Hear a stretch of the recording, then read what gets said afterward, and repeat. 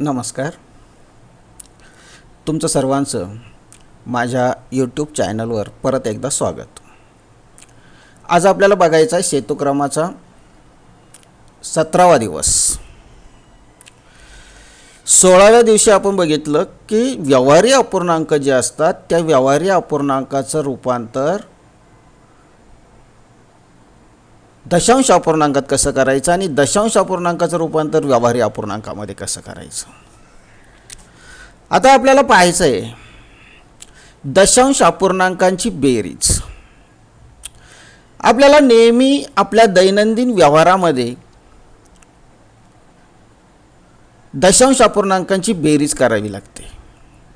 उदाहरणार्थ, तुम्ही जर एखाद्या दुकानामध्ये गेलात आणि दुकानामध्ये गेल्यानंतर तुम्हाला काही शालेय वस्तूंची खरेदी करायची. समजा एखादं पुस्तक घेतलं, तुम्ही एखादं गणिताचं पुस्तक घेतलं.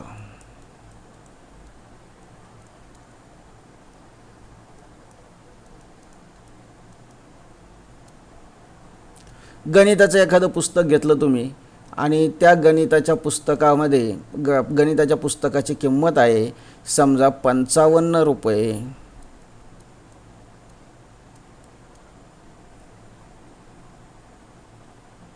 ₹55.60.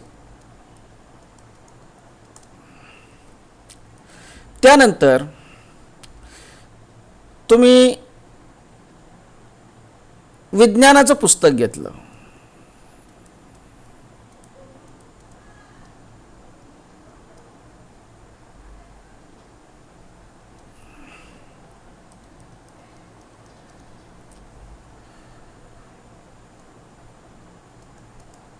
विज्ञानाचं तुम्ही पुस्तक घेतलं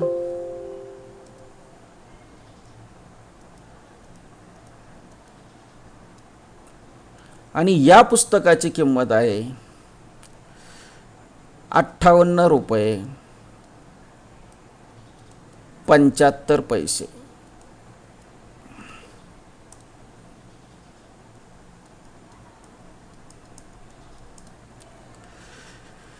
त्यानंतर तुम्ही एक पेन घेतला किंवा कंपास बॉक्स घेतली.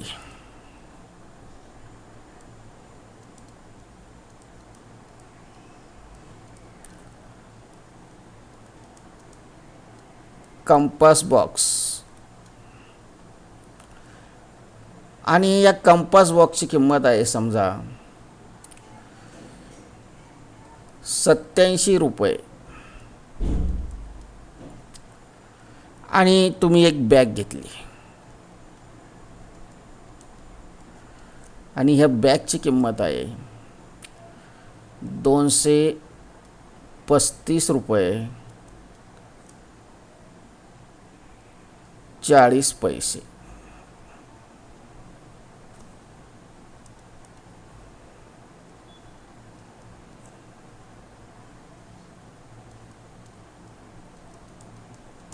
₹35.40.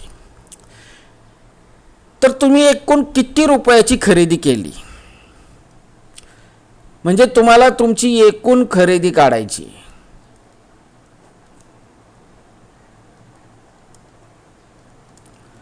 एकूण खरेदी बरोबर किती, तर हे कसं काढावं लागेल. 55.60 रुपये याचा अर्थ होतो 55.60 रुपये.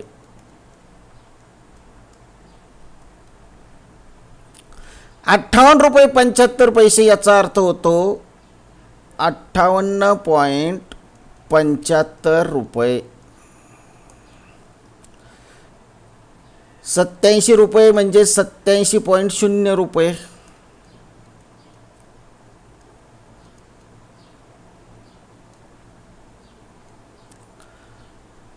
आणि 235 रुपये 40 पैसे याचाच अर्थ होतो 235.40 रुपये. 235.40 रुपये. आता ह्या सगळ्यांची बेरीज केली, ह्या सगळ्यांची जर तुम्ही बेरीज केली तर तुमची काय निघणार आहे, एकूण खरेदी निघणार आहे. मग ही एकूण खरेदी कशी काढायची, तर ही बेरीज कशी करायची, ह्या बेरीज करण्यासाठी काही विशिष्ट नियम आहे. कोणते नियम आहे? आपण बेरीज करताना 6 अंकी संख्यांची 7 अंकी संख्यांची ज्यावेळेस बेरीज बघितली त्यावेळेस ज्या दोन संख्या असतात त्या दोन संख्यांपैकी दोन संख्या एकाखाली एक लिहिताना एकाखाली एकक स्थानचा अंक आला पाहिजे, दशक स्थानच्या अंकाखाली दशक स्थानचा अंक आला पाहिजे, शतक स्थानच्या अंकाखाली शतक स्थानचा अंक आला पाहिजे. तसंच या ठिकाणी सुद्धा एकक स्थानच्या अंकाखाली म्हणजे दशांश अपूर्णांकांची बेरीज करताना सुद्धा एकक स्थानच्या अंकाखाली एकक स्थानचाच अंक आला पाहिजे, दशक स्थानच्या अंकाखाली दशक स्थानचा अंक आला पाहिजे, शतक स्थानच्या अंकाखाली शतक स्थानचा अंक आला पाहिजे. आणि सगळ्यात महत्त्वाचं दशांश चिन्ह जे आहे म्हणजे पॉईंट म्हणतो आपण त्याला, ते दशांश चिन्ह एकाखाली एक आलं पाहिजे. त्याच पद्धतीनं दशांश चिन्हाच्या उजव्या बाजूकडचे जे अंक असतील ते दशांश स्थानावरचा अंक दशांश स्थानावर खालीच आला पाहिजे, शतांश स्थानावरचा अंक शतांश स्थानाखालीच आला पाहिजे, म्हणजेच सहस्रांश स्थानावरचा अंक सहस्रांश स्थानाखालीच आला पाहिजे. मग अशा पद्धतीनं या सगळ्या आकड्यांची आपल्याला मांडणी करायची. मग ती मांडणी कशी करता येईल पहा आता. 55.60 55.60 रुपये. त्यानंतर 58.75. आता 58.75 लिहिताना पॉईंटच्या खाली तर पॉईंट आलाच पाहिजे. 8 हा एकक स्थानी, 5 हा दशक स्थानी आहे. मग तो एकक स्थानच्या खाली 8 आणि दशक स्थानच्या अंकाखाली 5 आणि पुढं 75 म्हणजे दशांश स्थानचा अंक 7 आहे आणि शतांश स्थानचा अंक 5 आहे. तो त्या स्थानाखालीच आला पाहिजे. 87 रुपये.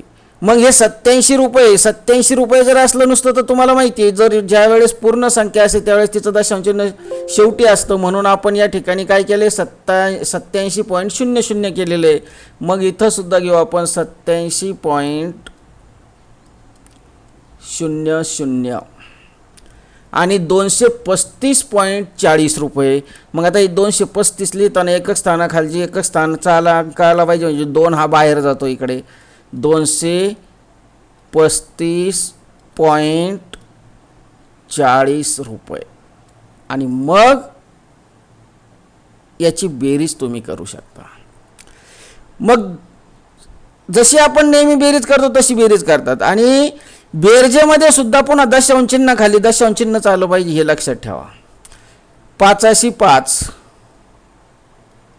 0 अधिक 0 अधिक 5 अधिक 0 म्हणजे 5, 7 अधिक 0 4 अधिक 0 4 आणि 4 अधिक 7 11, 11 अधिक 6 17, हातचा आला 1. दशांश चिन्ह खाली दशांश चिन्ह घेतलंय. 5 आणि 1 6, 6 अधिक 7 13, 13 अधिक 8 21 आणि 21 अधिक 5 26. हातचे इथं 2 येतील. 3 अधिक 2 5, 5 अधिक 8 5 13, 13 आणि 5 18, 18 आणि 5 23 आणि पुन्हा हातचे येतात 2 आणि 2 आणि 2 4, म्हणजे 436 रुपये 75 पैशाची खरेदी तुम्ही केलेली आहे. किती रुपयाची खरेदी केली एकूण? 436 रुपये 75 पैसे.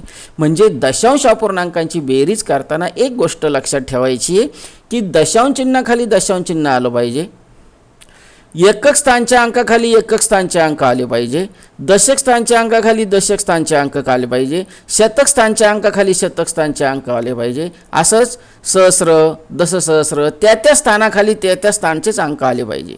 आणि उजव्या बाजूला दशांश चिन्हानंतर हा दशांश स्थानावरचा अंक आहे, हा शतांश स्थानावरचा अंक आहे, पुढं सहस्रांश स्थानावरचा अंक राहील, पुढं दशसहस्रांश स्थानावरचा अंक राहील.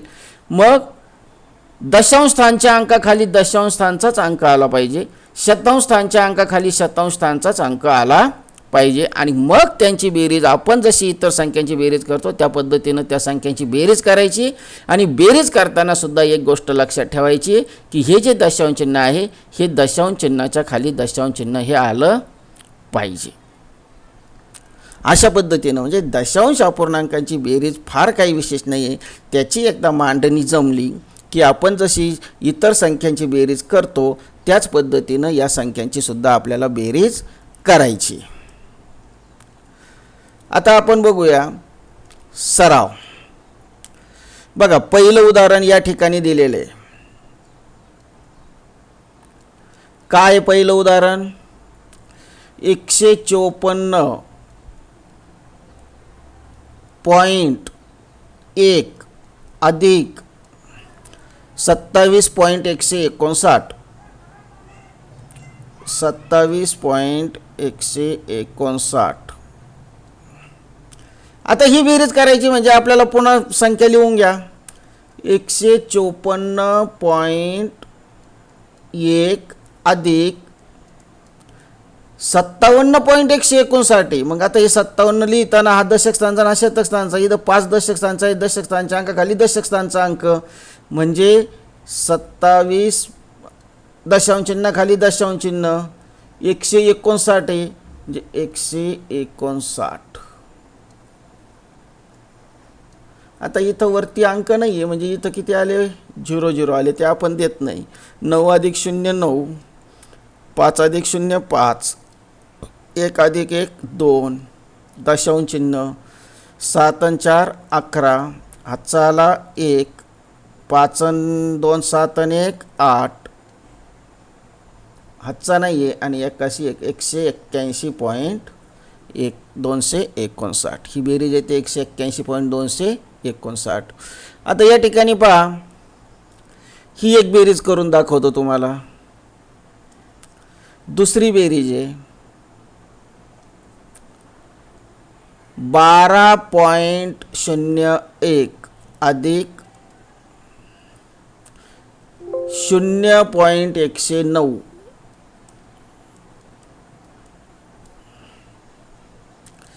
मग ही बेरीज जर करायची असेल तर 12.01 अधिक एकाखाली एक लिहायचं आहे. आता 0.109 आहे म्हणजे दशांश चिन्हाच्या अगोदर फक्त 0 आहे आणि 109 आहे 109 अंक एकाखाली आहे की इथं आता 0 येईल आणि मग यांची बेरीज करा. 89 81 81 दशांश चिन्ह 2 आणि 81 म्हणजे 12.119. आता या ठिकाणी एक उदाहरण आहे 5. तिसरं उदाहरण आहे म्हणजे जवळपास ते 6वं उदाहरण आहे. कोणतं उदाहरण आहे बघा. आता मी डायरेक्ट एका खाली एक अंक लिहितो. तिसरं उदाहरण 5.7 5.07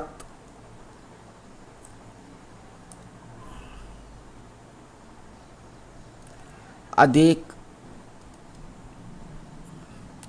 18 फक्त 18 आहे मग 18.0 मग 18 इथं लिहायचे पॉईंटच्या खाली पॉईंट मग 0.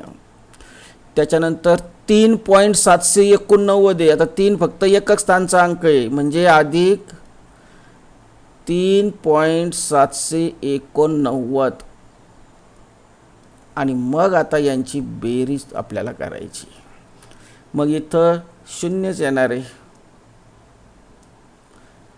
89 9 8 आणि 7 15 हातचा आला 1 7 आणि 1 8 हे दशांश चिन्हाखाली दशांश चिन्ह 8 आणि 3 11 11 आणि 5 16 पुन्हा हातचा आला 1 आणि 1 आणि 1 2 म्हणजे किती येते बेरीज 26.859. अशा पद्धतीनं ह्या दशांश अपूर्णांकांच्या ज्या बेरजा आहेत त्या अतिशय सोप्या आहे. आपल्या बेरजा जशा आपण करतो इतर संख्यांच्या पूर्ण संख्यांच्या बेरजा जशा करतो त्याच पद्धतीनं ह्या बेरजा करायच्या आहे. फक्त मांडणी करताना दशांश चिन्हाखाली दशांश चिन्ह येईल, डाव्या बाजूला एकक स्थानच्या अंकाखाली एकक स्थानचा, दशक स्थानच्या अंकाखाली दशक स्थानचा आणि उजव्या बाजूला दशांश अंकाच्या खाली दशांश स्थानचा अंक, शतांश स्थानच्या अंकाखाली शतांश स्थानचा अंक आणि पुढं सहस्रांश. अशा पद्धतीनं फक्त मांडणी जर जमली तर बेरीज करणं फारसं काही अवघड नाही आहे. आता पुढचं एक उदाहरण आपल्याला या ठिकाणी दिलेले आहे. एका आयताकृती बागेची लांबी 7 मीटर 23 सेंटीमीटर. बघा बरं का, लांबी, आयताकृती बागेची लांबी, हे दुसरा प्रश्न आहे हा. आयताकृती बागेची लांबी दिलेली आहे.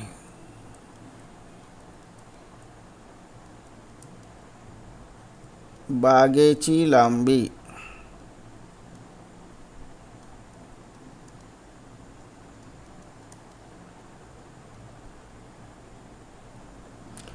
बरोबर किती आहे?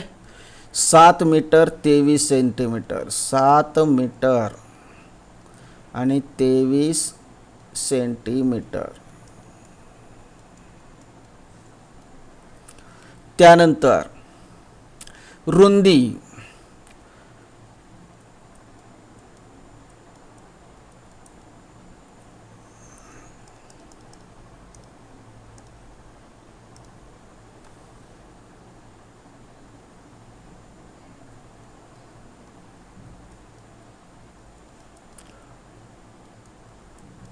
बागेची रुंदी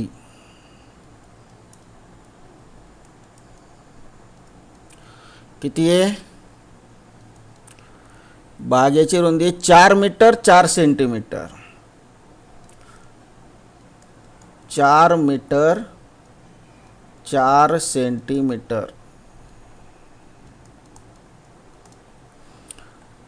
त्याच्यानंतर पुढं काय म्हणलेलं आहे? हां, एवढं आहे. आणि असल्यास बागेची परिमिती किती? इथं काय दिलेलं आहे? बागेची परिमिती किती? मग आता साधं सोपं आहे. बागेची लांबी आहे 7 मीटर 23 सेंटीमीटर. याचं एक तर मीटरमध्ये रूपांतर करा किंवा सेंटीमीटरमध्ये रूपांतर करा. मीटरमध्येच रूपांतर करणं सोपं जाईल आपल्याला, म्हणजे या ठिकाणी येईल. आता आपल्याला माहिती आहे की 100 सेंटीमीटरचा 1 मीटर होतो. 100 सेंटीमीटरचा 1 मीटर होतो. आणि इथं 23 सेंटीमीटर आहे. 7 मीटर 23 सेंटीमीटर आहे, म्हणून 7.23 मीटर होईल. आणि हे जे आहे 4 मीटर 4 सेंटीमीटर आहे. 4 मीटर 4 सेंटीमीटर आहे, लक्षात घ्या. मग 4 सेंटीमीटर आहे म्हटल्यानंतर 4 पॉईंट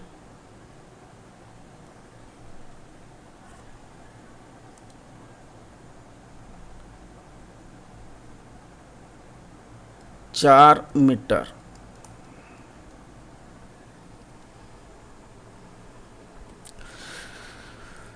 बागेची रुंदी 4 मीटर 4 सेंटीमीटर, म्हणजेच या ठिकाणी येईल 4.04 मीटर. आणि आता आपल्याला बागेची परिमिती काढायची.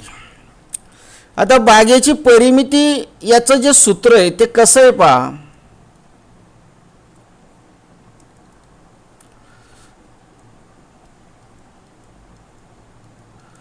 बागेची परिमिती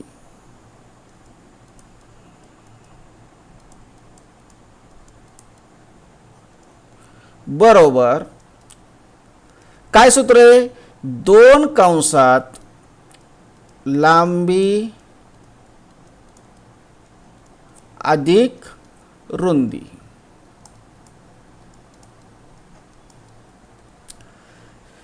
याचाच अर्थ काय झाला? 2 कंसामध्ये लांबी किती आहे? 7.23 मीटर, म्हणजे 7.23 अधिक रुंदी 4.04 4.04 मीटर. आता अगोदर ही बेरीज करून घ्या. कंसात दिलेली म्हणजे कंसातली बेरीज अगोदर करायची आहे. बरोबर. आता बेरीज आपल्याला आडवी सुद्धा जमते. 2 कंसात म्हणजे 2 गुणिले, मग बेरीज आपल्याला आडवी सुद्धा जमते. बघा 4 आणि 3 7, 2 अधिक 0 0, नंतर आलं दशांश चिन्ह आणि नंतर 7 आणि 4 11. आणि मग आता आपल्याला काय करावं लागेल? या ठिकाणी 2 ने 11.07 ला गुणावं लागेल. 2 7 14, हातचा आला 1, 2 0 0 म्हणून 81 1, दशांश चिन्ह 2 1 2 आणि बे एक बे. काय झालं? मीटर. याचाच अर्थ काय झालं? बरोबर 22 मीटर आणि 14 सेंटीमीटर.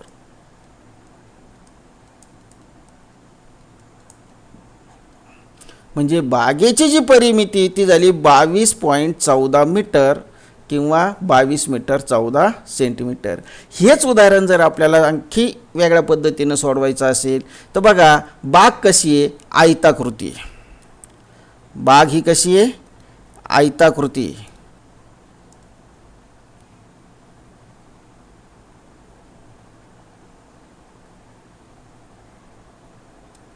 अशी आयताकृती बाग आहे. मग ही जी बाग आहे हिची लांबी किती आहे? 7.23 मीटर. रुंदी किती आहे? 4.4 मीटर.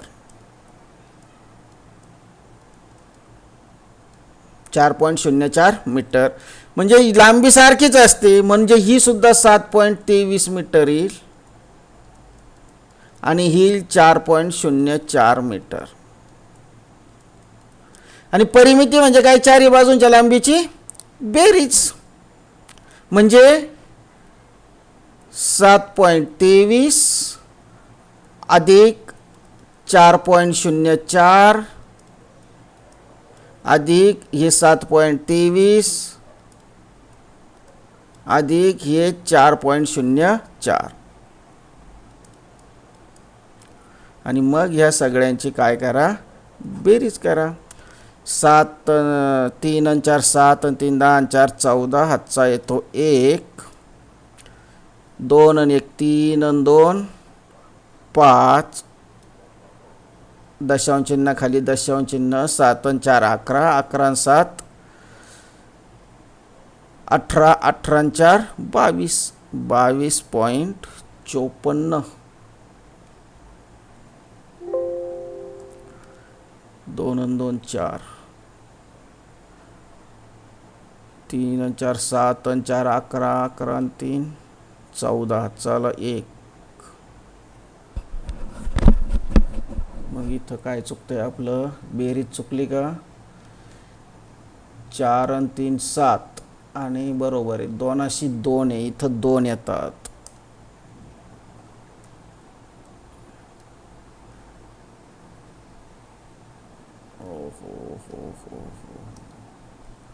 इथं जे आहे ना, इथं बघा 4 आणि 3 7 आणि 0 अधिक 2 2 येतात इथं.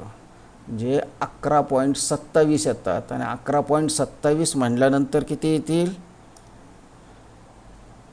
11.27 म्हटल्यानंतर बघा, बे 7 14. चला 1 बे 2 4 आणि 1 5. हां 22.54 येतील. म्हणजे 22 मीटर 54 सेंटीमीटर. म्हणजे बघा, सूत्राचा वापर करूनही आपल्याला करता येतं.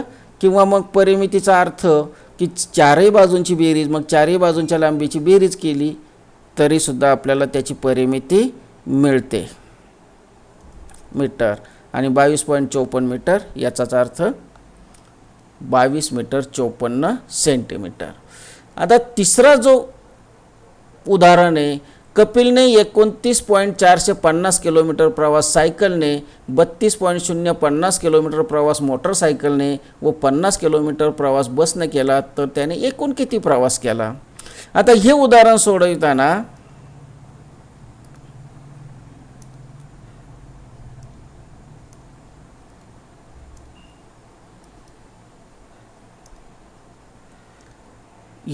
सोडवताना पहा, कपिलने प्रवास केलेला आहे. काही प्रवास सायकलने केला, काही प्रवास मोटरसायकलने केला आणि काही प्रवास बसने केला. सायकलने किती केलेला आहे? तर सायकलने केलेला आहे 29.450 किलोमीटर. बघा बरं का, 29.450 किलोमीटर. त्याच्यानंतर बसने जो मोटरसायकलने प्रवास केलेला आहे तो 32.050 किलोमीटर. 32.050 किलोमीटर. आणि मोटरसायकलने जो प्रवास केलेला आहे तो 50 किलोमीटर केलेला आहे. म्हणजे 50 मोटरसायकलने नाही, बसने केलेला आहे 50 किलोमीटर. म्हणजे 50.000 यांची बेरीज करा. म्हणजे त्याने एकूण किती प्रवास केला ते मिळेल आपल्याला. मग या ठिकाणी 0, 5 आणि 5 10, हातचा 1 आला, 4 आणि 1 5, दशांश चिन्ह, 9 2 11, हातचा आला 1, 5 आणि 1 6 आणि 3 9 10 11, 111.500 किलोमीटर. म्हणजे कपिलने किती प्रवास केला? 111.500 किलोमीटर प्रवास केला. तर अशी ही जी उदाहरणं आहेत, अतिशय सोपी उदाहरणं आहे. कशाची? दशांश अपूर्णांकांची बेरजेची. तर ही उदाहरणं व्यवस्थितपणे सोडवा. आता हे उदाहरण जे आहे ते फक्त प्रवासाचं किती किलोमीटर प्रवास केला एवढं सोडवायचं आहे, म्हणून मी फक्त आकडे घेऊन तुम्हाला सोडून दाखवलेलं आहे. तर ही उदाहरणं या ठिकाणी सोडवायचं आहे. आजचा आपला 17वा दिवस या ठिकाणी संपतो आहे.